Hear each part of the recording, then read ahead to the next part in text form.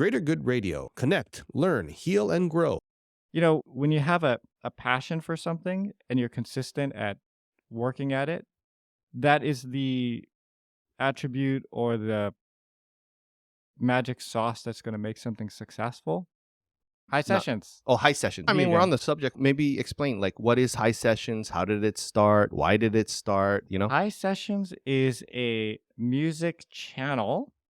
It really just started as a YouTube channel, right? I was kind of yearning for outlet for music, and I'd already gone through my Pure Heart days and the traveling days with Dennis Kamakahi, going all around the country and playing. And I thought, well, I got to stay kind of close to home because I have kids now.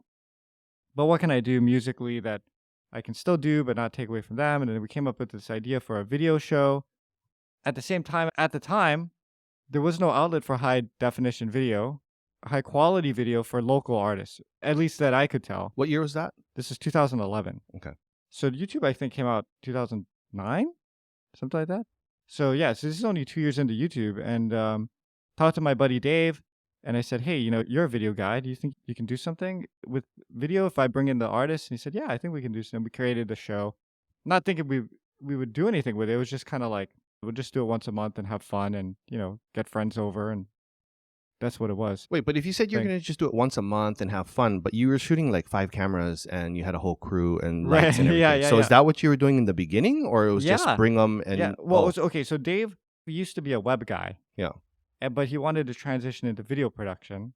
So I was like, hey, you can use this as a way to test stuff out. And, so he went all balls to the wall on how to create the content because he was learning, right? So it was exciting. And he wanted to try to do something different and nice. And then the rest of the crew were all friends of mine. I thought, hey, they're all music lovers. They would want to come and volunteer their time and hang out. And yeah, so it was just a bunch of volunteers that got together. And then was there a point where it became a business then? You know when it came a business? When I ran into you. Oh, okay. A couple years later, right? This is like 2013 or 2014. And you go, you can monetize these videos. I'm like, what do you mean? Like, oh, you just flipped a switch. And all of a sudden, like, money started coming in. I'm like, oh my God, we can actually pay people. So that's when it started. But realistically, I mean, to this day, everybody does it for a discounted amount. And our goal is just to make enough money every year to break even, so it's still not a money-making adventure, but yeah. What would you say is the impact of that show? Well, it's kind of funny because when I was doing that show, I actually had a revelation about my band because, you see, these things lag, right? Like, you don't know the impact you're making at the time, and then later on you find out because people then tell you years later, right? So as we were filming High Sessions, people would come in and be like, hey, I used to listen to Pure Heart, and that's what got me into the ukulele, and now I'm here playing it, and then, yeah, I used to play this song. So a lot of artists would come in and say stuff like that to me, which made me think, like, when we were doing Pure Heart back in the day, I didn't really understand, I guess, who we were influencing, because, it's pre-internet, right? And then so, like, High Sessions, we're just shooting these videos, but there's a bunch of other session-type shows that have come out, not even in Hawaii. There's this other show called Sugar Shack Sessions. They're very popular. They're out of Florida. And they had written to us saying, hey, we saw your content and we wanted to make something similar. So they're more like, they do more reggae stuff, like Southern California reggae scene.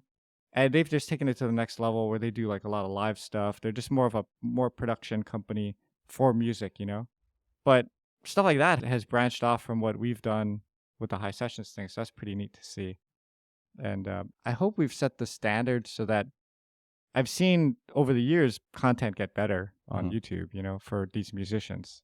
So if you took High Sessions as a whole and you said, okay, this is the most impactful story that I can say out of this, then what would it be?